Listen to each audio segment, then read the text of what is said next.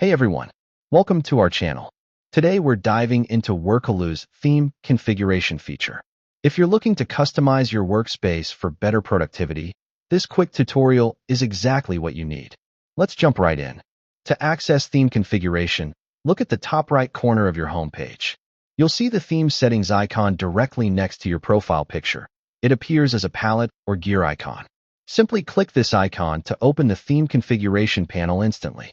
The theme panel offers three primary options: light mode for daytime productivity, dark mode for reduced eye strain, and system mode, which adapts to your system preferences. You can also adjust contrast levels using the slider below.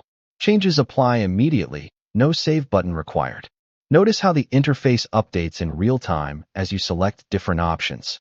Choose dark mode for extended screen time and light mode for document-heavy work. System mode ensures optimal viewing throughout the day without manual adjustments. If theme changes don't apply immediately, refresh your browser page. Some users report the theme icon appears grayed out. This indicates you're in a restricted view mode. Return to the main dashboard to access full theme controls. If dark mode appears too dim, adjust your display brightness or use the contrast slider within the theme panel for better visibility. That's it. Your Workeloo workspace is now customized to your preferences.